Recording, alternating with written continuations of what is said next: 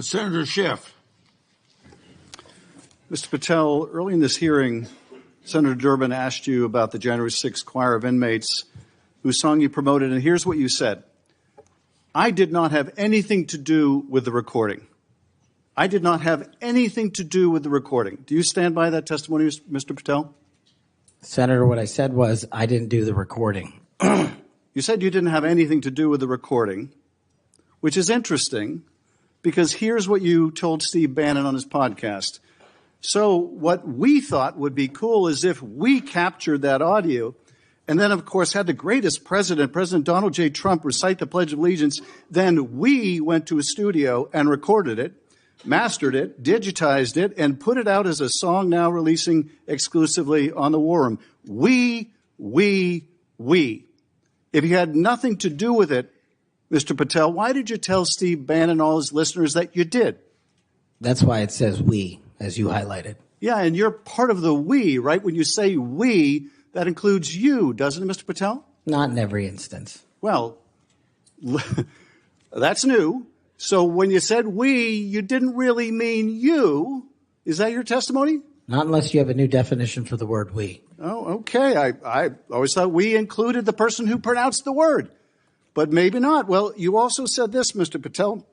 We were able to capture the recording thanks to their courageous singing, and we were able to take it to a studio.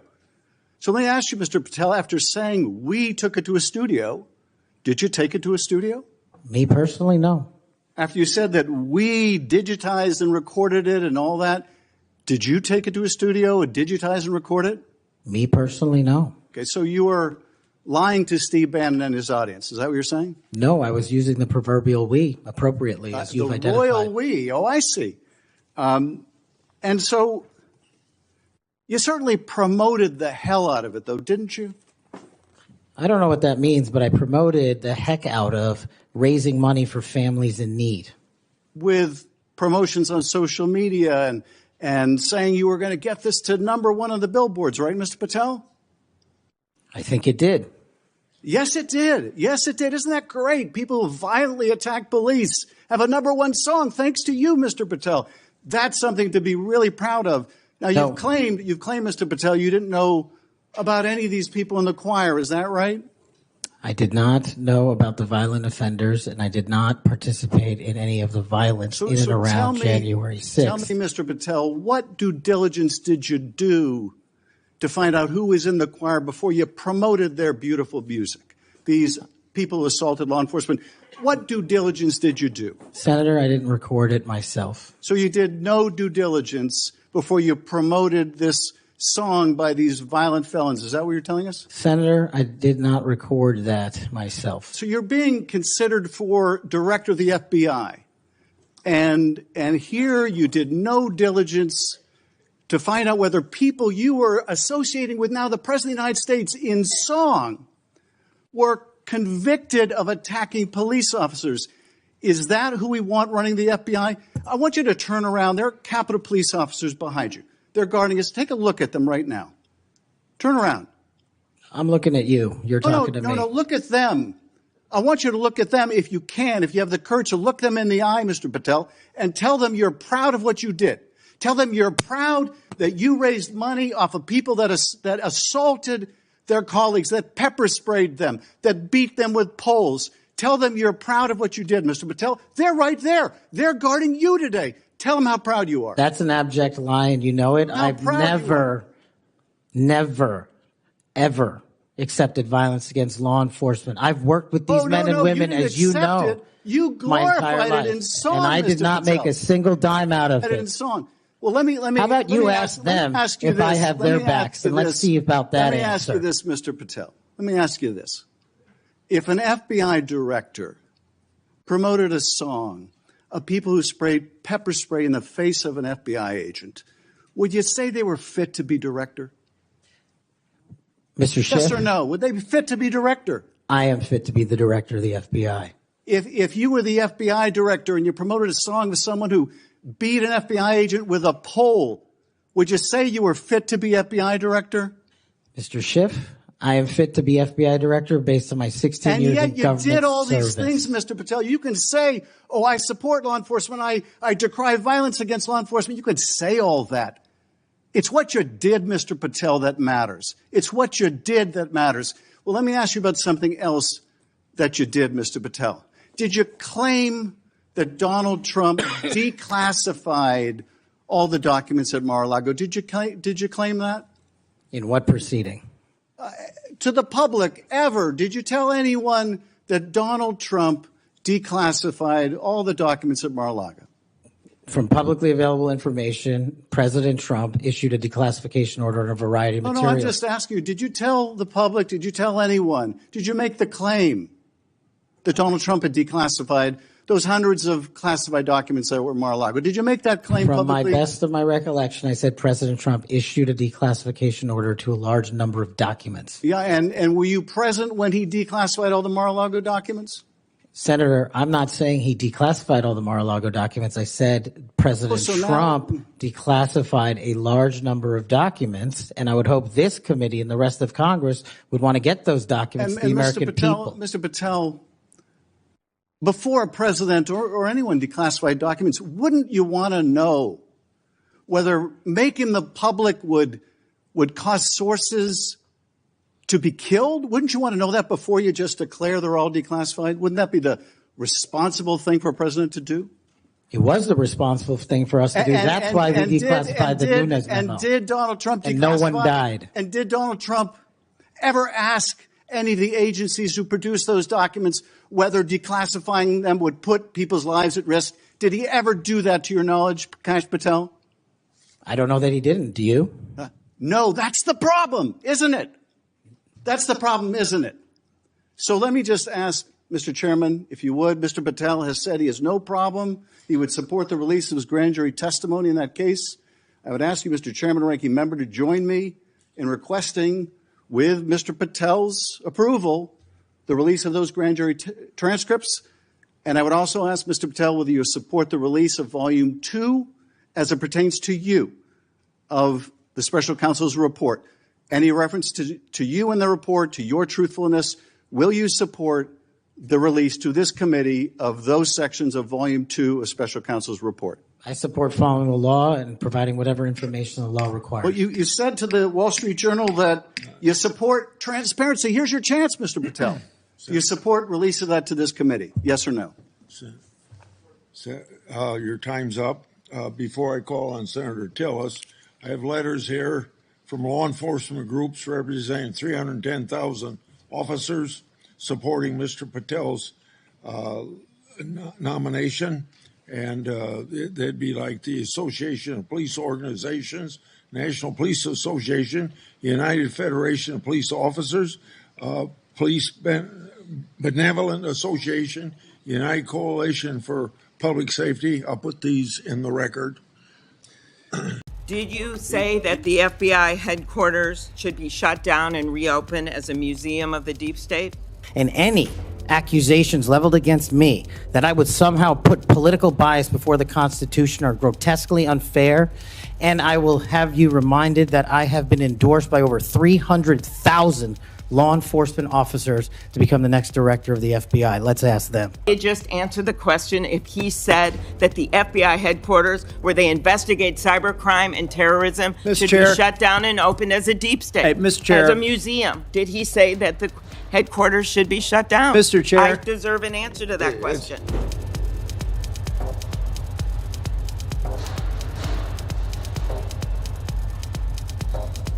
Mr. Patel, I think you know that I have great respect for the men and women of the FBI, their mission, fidelity, bravery, integrity. I believe they deserve a director who respects their work and sacrifices, and they deserve a director who's focused on their mission. This is not about bingo cards or games. This is not about revenge.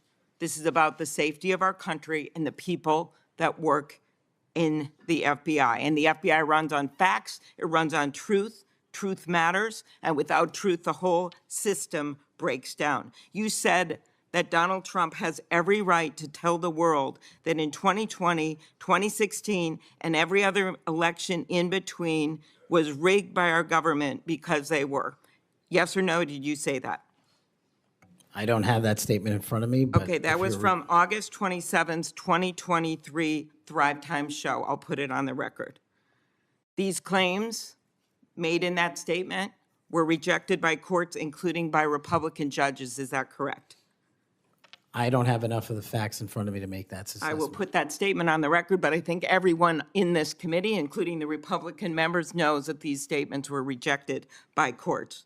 You were asked about the police officers in the Capitol who testified in the January 6 hearings, and you accused them of lying. Is that correct or not correct? I don't think that's accurate. Okay, Joe Packed podcast, March 2024, we'll put it on the record. I was there. The police officers were heroes that day. Yes. Did you post on your personal social media account in May of 2024, January 6th, never an insurrection, cowards in uniforms exposed. They broke the chain of command.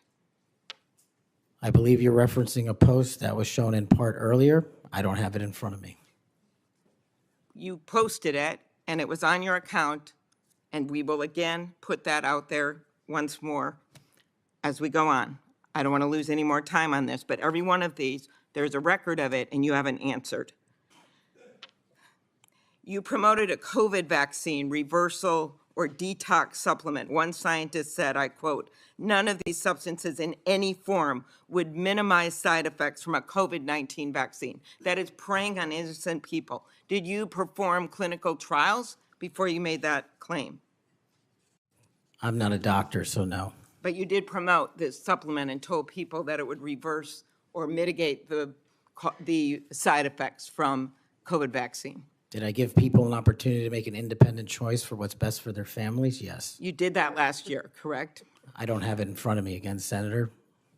Mr. Patel, the FBI tackles some of the most complex threats that we face: terrorists, hostile foreign powers, violent gangs, fentanyl, criminal organizations. Your mission, though, has been to go after people. I've looked at it. I've read this stuff. Yes or no? When Trump wins, did you say this? When Trump wins in 2024 and is in power in 2025, we can prosecute them, referring to Justice Department officials, for an actual RICO statute violation, for criminally organizing the United States government to break the law to rig presidential elections. Did you say that, yes or no? Again, Senator, you're reading a partial statement, so I'm unable to fully respond. Okay, again, we'll put it on the record. X22 report podcast 20, that is from, I'll get you the date, about a year ago. One of the names on your list was Bill Barr. Chairman Grassley has called him one of the most capable cabinet officials I've ever been able to vote for. Senator Graham has said, I have nothing but total respect and admiration for the job done by William Barr as Attorney General of the United States. Is Bill Barr on your list of whatever you want to call them, been referred to as an enemies list? You've called them deep state after serving his country as the Attorney General of the United States. Is he on your list because of a personal vendetta? Well, it's not whatever we want to call it, Senator. With all due respect, it's not an enemies list. That is a total mischaracterization. I asked you, And- I actually used the words you used for the list, which was deep state, right? That's what you put at the top. It is a glossary Against in the the Attorney back. General of the United States. Is it because of a personal vendetta that he's on the list? You're under oath. I have no personal vendetta against Bill Okay, Barr. he said about you, you would never be able to command the respect necessary to run the day-to-day operations of the Bureau. That was actually in writing in his book. He had virtually, about you, no experience that would qualify you to serve at the highest level of the world's preeminent law enforcement agency, and that your appointment, as noted by Senator Durbin as Deputy Director to the FBI, would happen over his dead body. Is it, yes or no, why you would put him on the list of deep state as a former Attorney General, Trump Attorney General of the United States, because he wouldn't break the law for Donald Trump? Is that why? Absolutely not. As you know, he repeatedly told the president in no uncertain terms that he did not see evidence of fraud that would have affected the outcome of the election. Did you say in February of 2021 that the election stuff was never my job and I stayed out of that stuff? Again, I don't know what comment you're referring to, but I'm sure you're reading a piece of You something. said it on Pushback on a podcast.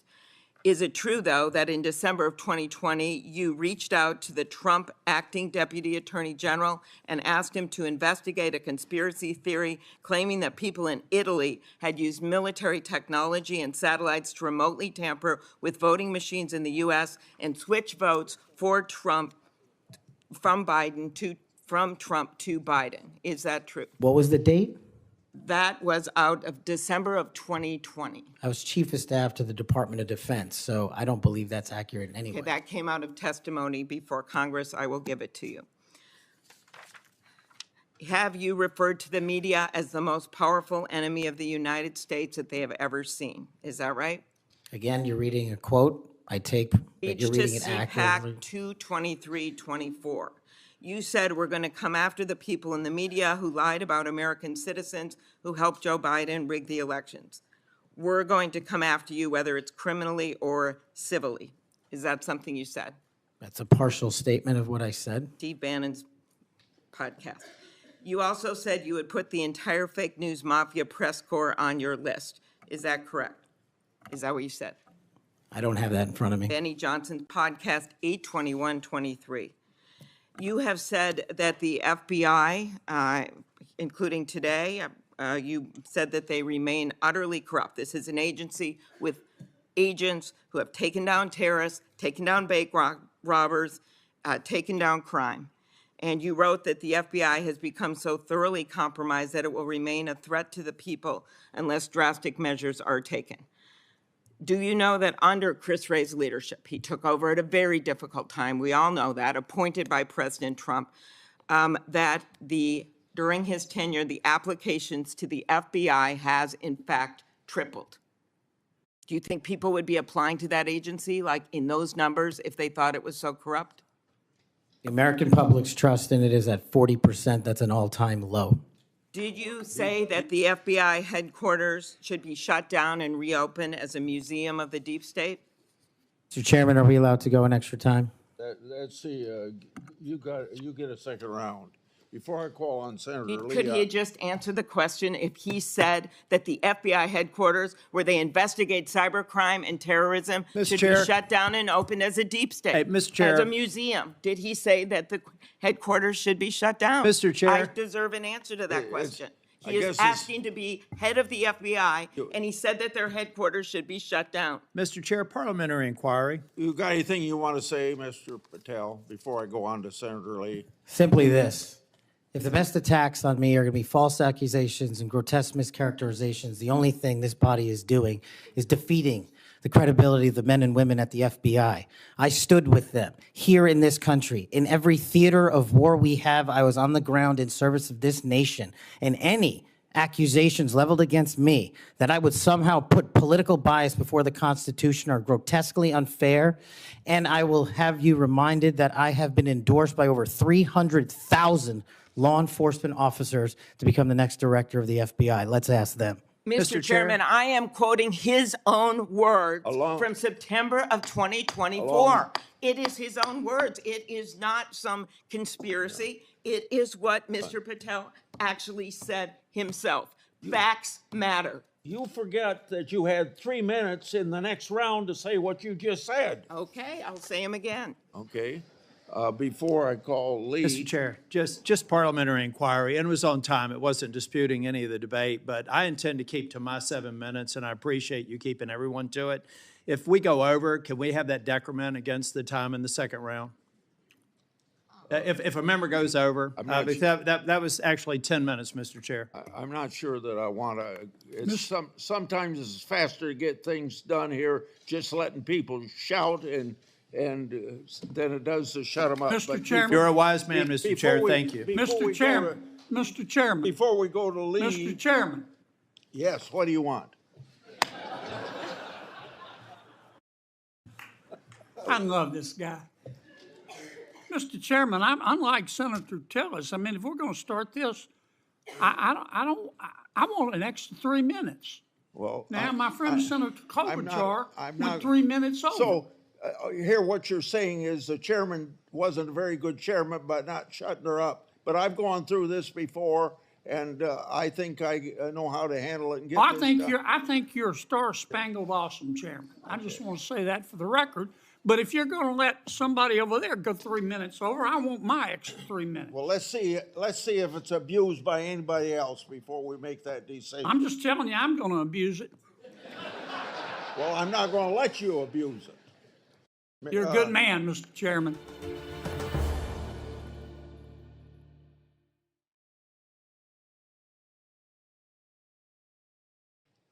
Senator Blumenthal. Thanks, Mr. Chairman. Welcome, Mr. Patel. Thank you for being here.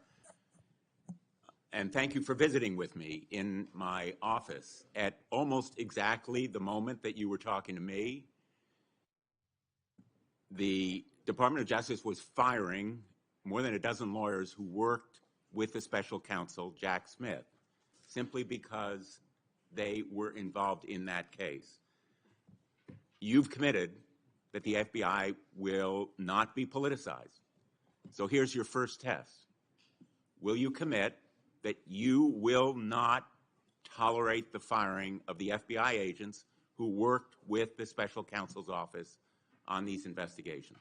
Senator, I appreciate the time to visit with you. It is a yes or no answer, and it is your first test. Senator, every FBI employee will be held to the absolute same standard, and no one will be terminated for case assignments. And I'm not going to accept that answer, because if you can't commit that those FBI agents will be protected from political retribution, we can't accept you as FBI director. All FBI employees will be protected against political retribution. Those individuals deserve to be protected from Trump retribution. That was your first test. You failed it. By saying all FBI employees should be protected? That is a test of professional diligence, because it is the measure of whether you will stand up and say no to the president if he gives you an unlawful or illegal order. Let me turn to the J6 choir. You know who the J6 prison choir is, don't you? It's been referenced earlier, yes. And you know about the song that, in fact, you produced, you promoted, and you used to, as you put it, support, raise awareness and support for the political prisoners still locked in jail. Those J6 choir, were they political prisoners? I don't know everyone in the J6 choir. That's what you said. That's correct? not how I read it, Senator. This is your tweet. That's your whole statement. Well, You won't stand behind your own statements made in tweets, countless of them. As a matter of fact, as you put it to Steve Bannon on his show, then we went into a studio and recorded it, mastered it, digitized it, and put it as a song, now releasing it exclusively in the War Room. That was the J6 prison choir song. And all proceeds were given away to charity to help families And you in called need. them political prisoners. Julian Cater, do you know what he did? I don't know who that is, Senator. Well, he's one of the J6 prison choir. You seem to know more about it than I Identified do. in a court filing.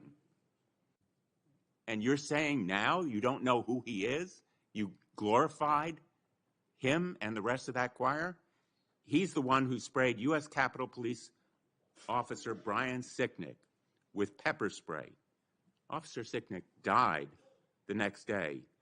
Cater admitted his violence. He pleaded guilty to assaulting assaulting a political officer, a police officer. Do you believe that Julian Cater was a political prisoner? Senator, I'm not familiar with this case. You seem to know a lot more about it than I do. And as I've said repeatedly, I will always utilize my resources to help Americans in need, which is what I was trying to do here. And I've never once advocated for political violence or violence against law enforcement. Ryan Nichols. Ryan Nichols also pleaded guilty to assaulting a police officer. He was one of the J6 choir. He pushed the crowd against officers defending a door to the Capitol and sprayed officers with pepper spray. Was Ryan Nichols a political prisoner? Same answer, Senator. How about Jordan Mink, another member of the J6 choir? I don't know who he is. James McGrew, a political prisoner? I don't know who that is. James McGrew pushed and struck officers and launched a handrail toward them. And you glorified him. You promoted and produced a song to raise money for them. And you now want us to believe you don't know who they are? No part of that song or anything I've done in my 16 years of government service glorifies or advocates for violence against law enforcement. And the fact that you would be willing to say that in front of these people in the American audience shows how much of a divide we actually have to restore a law enforcement that is constitutionally based, de-weaponized, and depoliticized. You have my commitment to do that. In your office, we had a lot of common ground. I'm committed to working with you on things like Section 230 and making sure the citizens of Connecticut aren't pillaged by Chinese fentanyl. I welcome your statement, Mr. Patel, but it doesn't answer my question, and it doesn't go to your credibility in denying you know who these people are after, and I have to say, in this tweet and in others, I have a raft of them. I'm going to ask the chairman that they be made a part of the record. If there's no objection. Without objection. You glorified, you promoted, you supported these individuals. Ronald Sadlin, he struck an officer in the head, hand, and shoulders and grabbed another officer. Was he a political prisoner? I don't know who that is, Senator. Well, the simple fact is that you knew about the J6 choir. You knew what they did in assaulting and endangering police officers who sought to defend the Capitol on that day, were severely injured, and some, as a consequence, died. I think the FBI deserves better. The men and women in the FBI put their lives on the line every day. I've worked with them as United States Attorney for 4.5 years, and then as Attorney General off and on for 20 years. I've admired them for the 14 years that I've been in this body. I think they deserve better. Thank you. As we turn to Senator Cruz, I'll notice that the statement that he has up does say without trial, and I think that plays some role in the context of that statement. Senator Cruz. Senator Blackburn. Thank you, Mr. Chairman. And Mr. Patel, there is absolutely no doubt that you have the experience and the expertise to lead the FBI, and we welcome you here today. We are pleased that you are here. I've been listening to my colleagues across the dais and listening to their questions, and it has led me to one thing. Why are the Democrats so afraid of you? I don't know, Senator. You'd have to ask them. Well, I tell you what I think, and listening to their questions and your responses, which we appreciate, they know that you're going to go in and you're going to clean up that political cabal that has been over there for years. You are going to reposition the FBI to its core mission. You stated that earlier in this hearing, and there will be no more political persecutions and no more 2 tiers of justice, and they have liked having 2 tiers of justice. They have enjoyed it, and it has helped them. They think in their political mission, they've enjoyed targeting Catholics. They've enjoyed targeting parents. But the American people have said they want no more of that. And our colleagues know you're going to clean it up. I want to talk to you about the Epstein case. I have worked on this for years, trying to get those records of who flew on Epstein's plane and who helped him build this international human trafficking, sex trafficking ring. Now, earlier I urged then Chairman Durbin to subpoena those records, and I ended up being blocked by Senator Durbin and Christopher Wray. They stonewalled on this. and I know that breaking up these trafficking rings is important to President Trump. So will you work with me on this issue so we know who worked with Jeffrey Epstein in building these sex trafficking rings? Absolutely, Senator. Child sex trafficking has no place in the United States of America, and I will do everything, if confirmed as FBI director, to make sure the American public knows the full weight of what happened in the past and how we are going to countermand missing children and exploited children going forward. Thank you for that. I do want to touch on the political persecution. I find it so interesting that they feel like you would carry out political persecution. Your parents are with us today. They fled Uganda and persecution from Idi Amin. And I think that with your background and given your family's history, that you would never move to political persecution. Is that accurate? Yes, Senator, that is. And we appreciate that you would remove any kind of 2 tiers of justice from the FBI because they have practiced that every day for years. Not all FBI agents. There are some good ones, and we certainly want to keep them, but the politics has got to be moved out of the agency. Now, they've tried to frame you as being anti-police. We've discussed that some today. And I know that you grew up working with NYPD officers in your community.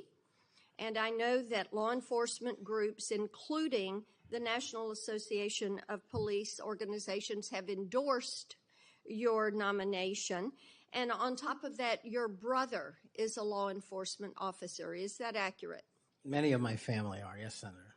How many of your family, sir? Well, I guess the Indians have a different definition of family. We got a really big one, and they're all family. We all love big families. So we got a lot. I appreciate that. But it is accurate to say that in your role, you're going to do everything that you possibly can to protect the men and women who are protecting our communities. That is of the utmost importance. Thank you. I want to go to the Nunes memo. You were the principal author of the Nunes memo. Is that accurate? Yes, me and staff. Thank you. And that did really so much to focus the light on the Russiagate hoax and the political cabal that was for years operated out of the DOJ and the FBI. And I know that there are some that felt like that memo was not accurate. We know now differently. And I'm quoting a comment that was made about that memo and by a member of that House Intel Committee, and I quote, "It was meant only to give Republican House members a distorted view of the FBI," end quote. I find it so interesting. They use the term distorted view. I think the American people who for 4 years under Biden saw the FBI weaponized against them, against parents, against people of faith, weaponized against President Trump. I think they would disagree with that. Do you stand by the good work that you did on the Nunes memo? Our team, and yes, absolutely. And the Nunes memo was accurate in its description of the details, correct? As confirmed by the Inspector General, the Special Counsel, because the Nunes memo only contained sworn information received pursuant to transcribed interviews and production of government materials, including FBI 302s and DOJ memorandum. So the Nunes memo is accurate. Yes, ma'am. Thank you for that. In your new role as director, how will you work to root out 2 tiers of justice at the FBI? The same way I have always done so, ma'am, with the utmost fidelity to the Constitution and integrity to law enforcement. Government must allow those who are privileged to serve to execute their law enforcement duties fully, but at the same time, the American people deserve accountability inwards to government, to any of those who violate that sacred trust. And as you prepare to take this new role, what are the top areas of concern for you as we look at our national security? The top areas when it comes to national security, ma'am, have remained unchanged and the threat dynamic has increased. It's thwarting terrorist activities and terrorist attacks here and overseas against our citizens and our allies. And it also includes CCP espionage, which is running rampant these last 5 years through our country, including our cyber infrastructure and our agricultural properties. And it also includes taking on Iran, the #1 state sponsor of terror, and any other adversary that wishes to harm America. Thank you. I look forward to a yes vote on your confirmation. Thank you, Thank you, Mr. Chairman. Mr. Chairman, Senator Padilla. Mr. Chairman, Oh, yes. since the senator from Tennessee. Thank you very much, Mr. Chairman. Mr. Patel, welcome. It's great to see you again. I enjoyed our conversation in my office a while back. Let me ask you this. Is it appropriate for the Federal Bureau of Investigation to attempt to recruit spies or informants into religious institutions in this country, particularly Catholic parishes? Is that appropriate? I don't believe so, Senator. Mr. Patel, are you familiar with the recent actions of the FBI in this regard, including this memo that I have right here, making a list of Catholic churches and parishes that they regard as potentially suspect and directing the potential recruitment of informants and other spies, let's be honest, into those parishes? I'm familiar with that memo, Senator. Mr. Patel, would you commit to me that you will, if you are confirmed, that you will finally and officially withdraw this memo and make it clear that this is not only unacceptable, but that it is an absolute violation of the First Amendment that every American enjoys under the Constitution of the United States?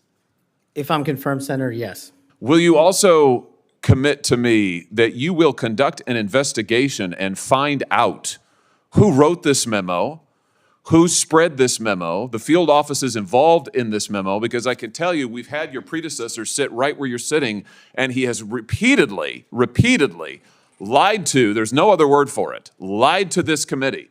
He told us initially that it didn't happen, that the FBI didn't make any lists of churches. That's not true. We have it. A whistleblower brought forward the list for us. He said then that only one field office had worked on it. Turns out we know from another whistleblower, multiple field offices worked on it. He said that it was never posted on the internal system. It turns out it was. We believe it's still in effect. Will you find out who was involved in this gross abuse of Americans' First Amendment rights?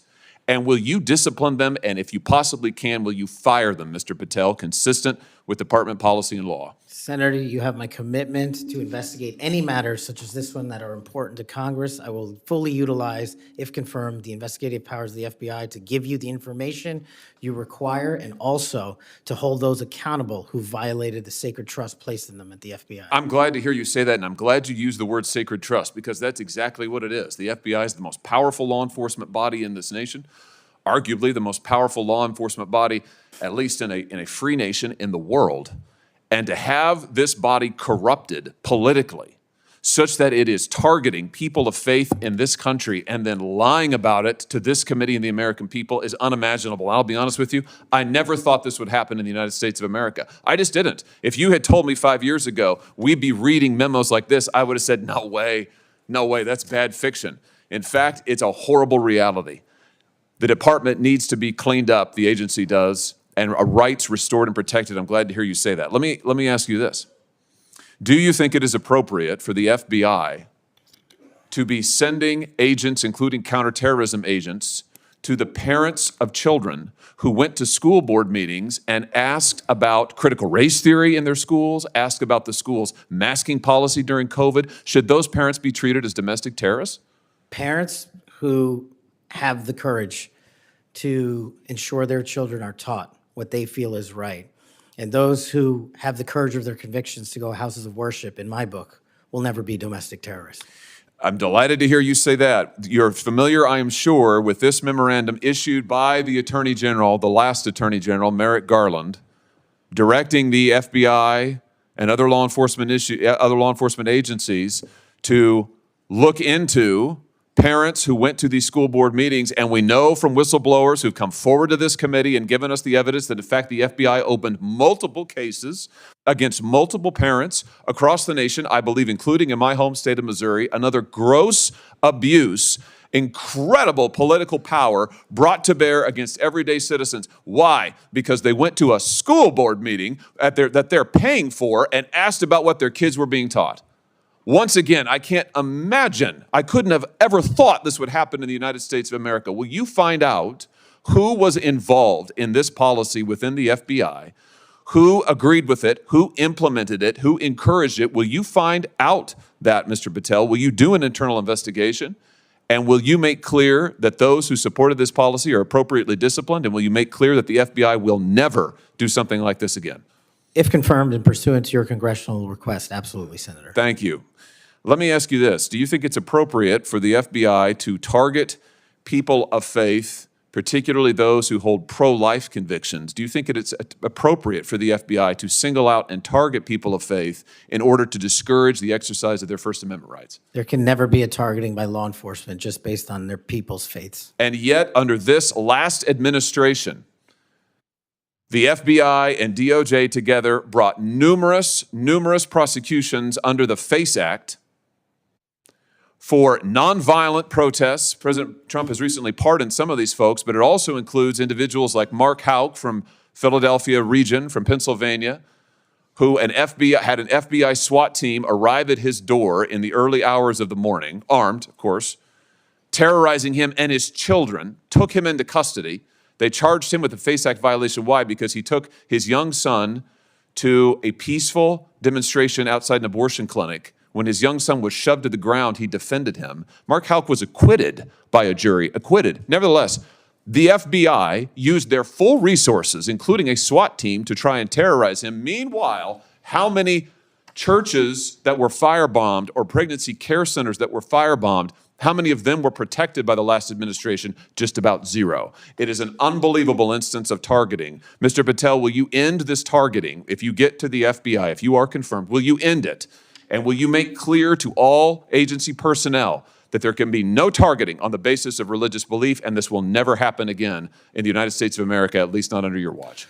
Senator, if confirmed, and it speaks to an issue we were talking about earlier, there will be no such targeting if I'm confirmed as FBI director. And the resources of the FBI, which are funded by the American taxpayer dollars, in the 7 minutes that you and I have been talking about, 2 people have died from fentanyl overdoses, 1 person has been shot to death in this country, and 3 people have been raped. The resources of the FBI will go to that mission set and that mission set alone, because America deserves a better brand of justice, and I'm going to give it to them. Fantastic. Here's my last question for you. Do you think it's appropriate for the FBI to try and pressure the largest technology corporations in the world, the most powerful corporations in the world, the social media companies? Do you think it's appropriate for the FBI to pressure them to censor the political speech of everyday American citizens to try and violate the First Amendment? Is that appropriate, do you think, Mr. Patel? No, Senator.